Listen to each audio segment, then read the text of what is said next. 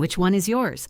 The question came from a woman at the supermarket pointing with curious eyes at the two toddlers sitting in Janelle's cart. She smiled the way mothers smile when they're tired of explaining love. They both are. The woman blinked, tilted her head. But they don't even look alike. Janelle had heard it 100 times. It never got easier. But it all started that rainy March morning in Atlanta when Micah and Elias Carter were born, just 4 minutes apart, yet to the eye a universe away. Micah came out first, brown skin, dark curls, a carbon copy of his dad. Elias came next, white skin, flaxen hair, barely a shade in his lashes. Janelle remembered thinking, did I fall asleep and wake up in someone else's delivery room? But then he blinked. Same nose, same brow line, same heartbeat. It took hours for the medical staff to explain oculocutaneous albinism, a rare genetic mutation. Nothing to fear, but nothing easy either. Janelle and Terrence didn't speak much that night. They just held both boys and watched the storm outside fade into sunrise. The first time someone tried to pick up only one of the twins, Janelle didn't say anything. It was at her sister's house just 3 weeks after they brought the boys home. An old neighbor had dropped by with a gift basket and leaned into the bassinet with a wide smile. "Oh, he's adorable," the woman cooed, lifting Micah gently. "So, is the other one adopted?" Janelle's hands tensed on the edge of the crib. She didn't answer right away. Not because she was angry, but because somewhere deep in her chest, she realized she'd be asked versions of that question for the rest of her life. It wasn't always that blunt. Sometimes it came from cashiers who tried to connect. Your son's got your skin, the other one must take after their daddy. Or strangers at the park. They're not twins though, right? Just brothers, close in age. Even family had their moments. Terrence's aunt, who always meant well, once whispered after church, "You might want to get that checked again, baby. Hospitals make mistakes." What no one understood was that Micah and Elias weren't confusing to Janelle. They were complete. Micah laughed first. Elias held eye contact longer. Micah had a scream like a trumpet. Elias hummed when he slept. They both kicked their legs in rhythm when music played, both calmed down when Janelle pressed them to her chest and whispered the same lullaby. But the world kept asking her to explain them as if love needed context. So she practiced smiling. Polite, non-defensive, short. "They're both mine." It became her shield. One evening, Janelle found Terrence in the nursery just sitting between the two cribs. The light was off except for the blue glow of the baby monitor. Elias was asleep. Micah was still fussing. Terrence looked tired, not physically, but emotionally stretched. He hadn't said much in days. "Can I ask you something?" he finally said. Janelle nodded. He looked at her. Really looked at her. What if people don't treat them the same? She sat beside him. Didn't respond immediately. Then she reached over and picked up Elias, who stirred, then nestled against her heartbeat like he always did. "They'll learn," she said. "Or they won't. But we will." 3 months later, the boys were growing fast. Elias's skin remained pale as milk, soft and fragile under the Georgia sun. Janelle started keeping hats in every room, SPF 50 sunscreen in every diaper bag. She bought Micah a matching hat even though he didn't need it. "Twins don't have to look alike," she whispered once, brushing Elias's cheek. "But they do deserve the same love." There was one day in particular, July 4th. A family barbecue, everyone outside under strings of lights and plastic flags. The boys were passed around, kissed, tickled, adored. Janelle stood back for a moment and watched. Her uncle, who'd once questioned Elias's skin, now cradled him with a bottle in one hand and a towel shielding his tiny head from the sun. Micah was asleep on someone's chest. No one was asking which one was hers anymore. In that moment, love didn't need to match. It just needed to be present. But not every day was like that. A week later at the pediatrician's office, a mother in the waiting room leaned over and whispered, "You're doing a good thing taking care of someone else's baby like that." Janelle turned stunned, blinking as if the words had brushed her skin. She smiled, but this time it wasn't the tired kind. It was the kind that said, "You don't know the half of it." Then she turned back to her boys, Micah babbling, Elias laughing with his eyes. Micah and Elias started preschool the same week summer ended. It was a small program just a few minutes from home, tucked between a faded church and an aging grocery store with hand-painted signs in the windows.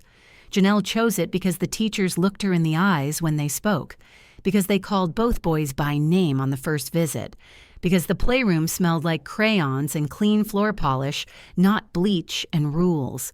But even in places built for children, the world has ways of separating what it doesn't understand. On the first day, Janelle stood by the door longer than she meant to. Elias held her hand with his whole palm, Micah already darting off toward the truck toys. One teacher bent down with a gentle smile. "We'll take care of them," she said softly. Janelle nodded but didn't move. Before she left, she knelt between her sons and kissed each forehead. Elias blinked up at her. Micah didn't even notice he was already mid-vroom. She whispered, "Remember, you're not halves of anything. You're whole, both of you." That afternoon, Janelle waited in the car line longer than any other parent. Her stomach twisted the way it hadn't since the day the boys were born. Not because she feared for their safety, but because she feared they'd already be taught how the world draws borders where none belong. The director handed her 2 pieces of paper when she arrived drawings. Both had scribbles of a house, 2 stick figures inside. One figure had brown skin, the other pale. Above the house in jagged letters, Mom. Different crayons, same picture. That night, Janelle showed the drawings to Terrence. He didn't say anything for a long time. Then he picked up both sheets, pressed them together, and held them against his chest, like he was afraid they'd slip through his fingers. "They know," he finally said. "They already know they're each other's."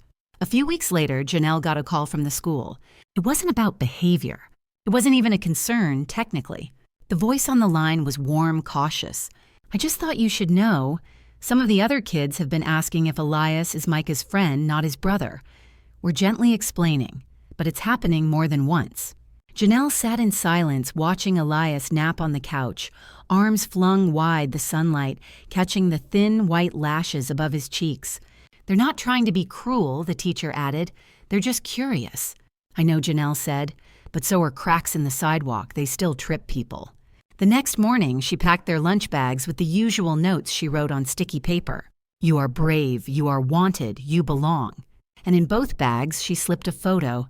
It was the one from their second birthday, Micah smashing cake with both fists, Elias laughing so hard his frosting-covered hand was halfway up his nose.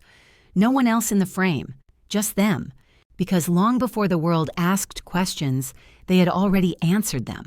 Yes, we're brothers. Yes, we're twins. Yes, we belong. It started with a mirror. Janelle was brushing Micah's hair while Elias stood on the step stool beside them, watching their reflection. The light in the bathroom was soft. Outside, the world was all fog and drizzle. Elias had always been the quieter twin, observant, thoughtful, like he waited 1 second longer before speaking, just to measure the weight of his words.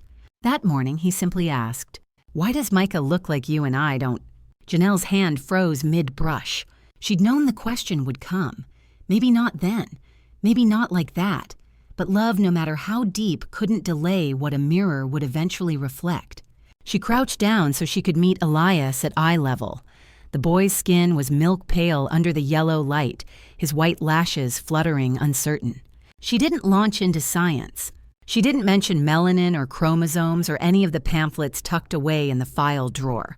She just said, "Because love makes children in all kinds of ways. And some days God just feels like using every crayon in the box."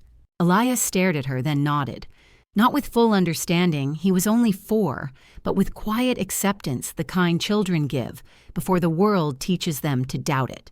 2 days later, they had visitors. Terrence's mother and sister had come down from Charlotte for the weekend. It wasn't a tense visit, just layered. His mom had struggled the most at the beginning, not with Elias's condition, but with what it meant. She'd once asked years ago in a moment she thought was private, "You sure that baby's yours, T?" That wound hadn't fully closed. But this time she came bearing gifts, matching hoodies, little puzzles, storybooks with smiling animals. Micah tackled her with a laugh. Elias hesitated. She bent down, hugged him gently. He didn't pull away, but he didn't lean in either. At dinner, Elias asked another question.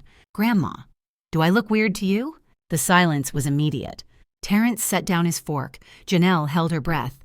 The older woman blinked, eyes flickering. And then, softer than anyone expected, she said, You look like light, baby. That's not weird, that's special. Elias looked at her for a long second, then climbed into her lap. That night, Janelle sat by the window while the boys slept. Terrence brought her tea, sat beside her in the dark. "They're going to keep asking, huh?" he murmured. She nodded, "And we'll keep answering, until they don't have to." Later, she wrote something in her notebook. She didn't know if it was for a speech, a journal, or someday a letter. But it said, "We do not need to match to belong. We only need to be chosen again and again without pause." And downstairs, under the hallway, light 2 drawings were still taped side by side on the wall, a brown stick figure, a white one, a house between them, and the same word above both heads, Mom,